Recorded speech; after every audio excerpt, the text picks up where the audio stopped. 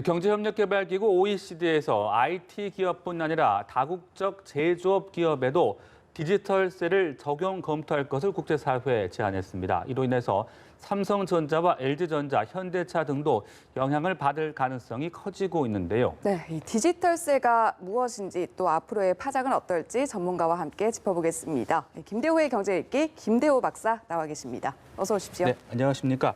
자, 이른바 구글세라고 불리죠. 이 디지털세 논의가 본격화되면서 여러 가지 논란도 나오고 있는 것 같습니다. 이 디지털세라는 것이 다국적 기업의 국제 조세 회피를 막기 위한 것으로 알고 있는데 좀 더 자세하게 설명을 해주시죠. 네, 이 구글세 또는 디지털세라고 하는 것은 네. 기본적으로 디지털 시스템을 이용해서 돈을 버는 회사 네. 또는 디지털 회사 자체 이런 회사들에 대한 세금을 매기자, 제대로 매기자라는 그런 논인데요. 그동안에 이 우리 국제사회에서 세금을 매기는 방법 중에서 특히 법인세의 경우에 법인 소득세입니다. 소득세의 경우에는 그 실체가 존재해야만, 네. 그 법인의 실체가 존재해야만 세금을 매길 수 있도록 되어 왔습니다. 그것이 100여 년 동안 우리 인류가 갖고 있는, 네. 그러니까 1920년에 UN 연맹에서부터 생긴 하나의 글로벌 합의 원칙이에요. 그런데 이 디지털 시스템이 나오면서 이게 지금 흔들리고 있는 거예요. 한 예를 들어보면요. 구글이 지금 한국에서 엄청난 돈을 벌어가고 있습니다. 네. 그 돈을 벌어가는 여러 가지 메커니즘이 있지만 이를테면 한국 기업들로부터 광고 의뢰를 받아가지고 광고를 해주고 또 한국 소비자들의 유튜브 같은 것을 또 받아서 거기에 광고, 유튜브에도 광고비를 주지만 그 중간에 많은 상당 부분 이익이 남거든요. 네. 그것을 전부 다 미국으로 그냥 가져가 버립니다. 예. 여기에 대해서는 법인 소득세를 한 푼도 때리고 있지 못하거든요. 네. 이 대목에 대해서 수년 전부터 유럽에서는 논쟁이 나왔습니다. 특히 미국의 대부분 이 디지털 회사들이 미국계 회사고 유럽 회사들이 미국 회사를 향해서 돈을 과세를 하라. 라는 움직임이 있었는데 2014년 지금으로부터 5년 전 그때부터 문제가 되어 와서 거기서 OECD에서 이 문제를 한번 논의하자 네. 해서 그것이 이제 기초안이 서서히 지금 나오고 있는 그런 상황입니다. 네. 일단 이 새로운 기준에 따르면 삼성과 LG도 적용 대상이 될 수 있다 이런 얘기가 나오는데 어떻습니까? 예, 그렇습니다. 현재 예. 지금 우리나라는 디지털 기업이 국제 글로벌 기업으로서 이 국제사회에서 돈을 벌어들이는 기업은 그렇게 특별히 이렇다 할 기업이 없어요. 네. 그런데 이제 이 최근에 가장 그 OECD에서 새로운 기준을 만들면서 미국과 유럽 그리고 G24라는 이 신흥국 이 세 그룹이 지금 논전을 벌이고 있는데 네. 최근에 이 세 그룹이 논전을 벌이면서 타협안이 나왔습니다. 네. 그 타협안 하나 속에 제조업체도 포함시키자. 왜 IT 기업만 디지털세를 걷느냐? 예. 이건 주로 미국이 주장을 해왔던 거예요. 네. 그동안에 유럽이 미국 기업들, 이른바 애플이라든지 또는 아마존, 구글 이런 기업들을 상대로 해서 세금을 걷자 그러니까 미국도 그러면 네. 우리도 구글세를 걷겠다.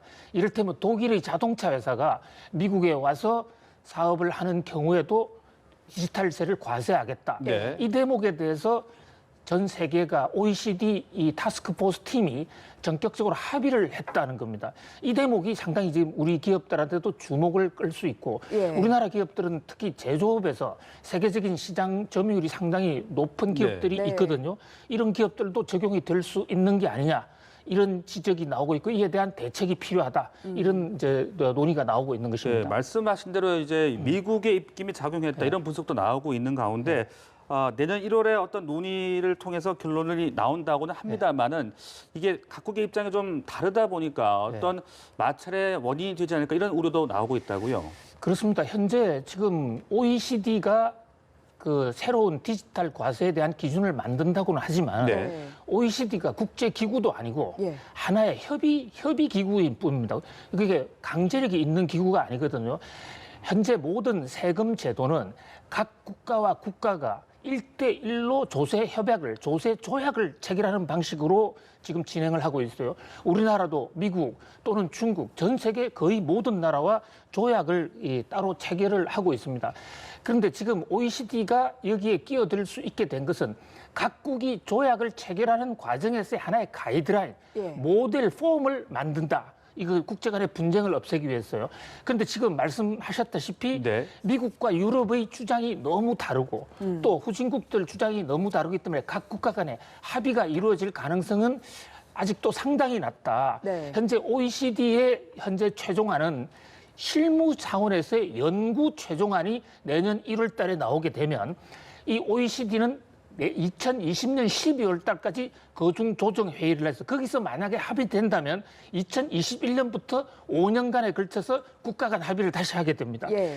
그러니까 이 5년 동안의 합의가 쉽게 이루어질 것 같지도 않고요. 만약에 미국이 계속 조속한 도입에 반대한다 그러면 유럽은 예. 네. 바로 내년 또는 내후년부터 구글, 애플 이런 등을 상대로 바로 독자적인 지금 구글세를 때리겠다 네. 해서 그 나라 각국의 의회를 통과한 구글세 그 디지털세 과세를 향한 입법 절차가 완료돼 있어요. 네. 그렇기 때문에 우리는 투 트랙에서 준비를 해야 된다고 봅니다. 하나는 구글세가 국제사회에서 타결됐을 경우에 우리가 어떻게 대처해야 되느냐. 네. 그리고 타결되지 않고 국가 간에 이게 구글세 전쟁으로 갔을 때 우리가 어떻게 네. 대처해야 되느냐. 이 과제가 동시에 떨어져 있는 셈입니다. 네, 그 이 디지털세가 부과가 된다면 이것이 이제 이중과세가 아니냐 이런 얘기들도 있고요. 또 그렇다 보니까 이 소비자에게 어떤 부담이 전가되는 것 아니냐는 얘기들도 있던데 이건 어떻게 설명해 주시겠습니까? 예,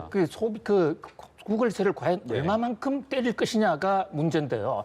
현재로서는 구글세에 현재까지 OECD에서 나와 있는 안으로서는 현재 세율은 건드리지 않고 그동안에 예를 들어서 구글 같으면 미국 기업에 대해서 미국 그 세무당국에 구글이 내는 세금 중에 일부를 그동안에 돈을 벌면서 세금을 내지 않던 지역에 과세권을 이전을 해서 낸다. 예. 네. 이렇기 때문에 추가로 늘어나는 게 없다라는 것이 현재 OECD의 주장입니다. 예. 그러나 현실적으로는 현재 갑자기 미국이 세수가 줄어들면 그것을 감당할 수가 없기 때문에 결국은 구글세가 만약에 도입된다면 이쪽 저쪽에서 다 같이 세금이 오를 가능성이 있다. 이거 네. 하나 하고요. 또 하나는 지금 세금 회피지대라는 것이 있는데요. 네. 지금 애플 같은 회사는 미국 기업이면서도 본사를 아일랜드로 옮겨놓고 있습니다. 예. 아일랜드가 세금이 굉장히 싸거든요. 네네. 거기서 아일랜드에서 과세를 하게 되면 싸니까 살상의 탈세를 하고 있는 셈이죠. 그러나 구글세가 생기게 되면 아일랜드에서 싸게 세금을 내면 그 차액 부분은 또 다른 나라에서 내야 됩니다. 예. 그렇기 때문에 전 세계적으로 세금 낮은 나라에 가야 될 이유가 없어지게 되면 전반적으로 평균 세율이 오르지 않겠는가. 그런 면에서 결국은 구글세로 인해서 세금이 오를 것이고 거기에 따라서 세금이 소비자들의 전가가 될 테니까 네네. 그로 인한 소비자들의 피해가 있다 이런 지적이 나오고 있는 네, 것입니다. 일단 이런 상황에 대비하기 위해서 우리 정부라든지 기업들은 어떻게 대비를 하면 좋을지 좀 제시해 주시죠. 현재 지금 가장 큰 문제가 이제 우리나라 제조업에 이 구글세가 매겨진다는 얘기가 지난 7월 달부터 새로 나온 얘기인데요. 그러나 그럼에도 불구하고 저는 거기에 대한 우려는 상당히 과장됐다고 이래 봅니다. 네. 제조업에 대해서 구글세를 매기겠다는 건 우리 삼성이나 현대 같은 회사에 일방적으로 세금을 매기겠다는 얘기가 아니고 예. 삼성이나 현대자동차 또는 LG가 만약에 인터넷 시스템을 통해서 그러니까 디지털 시스템을 통해서 물건을 판 대목에 대해서만 세금을 매기겠다는 그런 얘기거든요. 예. 그래서 우리가 국제사회의 변화에 대해서 세심하게 흐름을 조사하고 하나하나 따라가는 것도 중요하지만 현실적으로 지금 한국은 이런 구글을 비롯한 다국적 디지털 회사가 한국에 들어와서 무임승차를 하는 경우가 많이 있습니다. 네.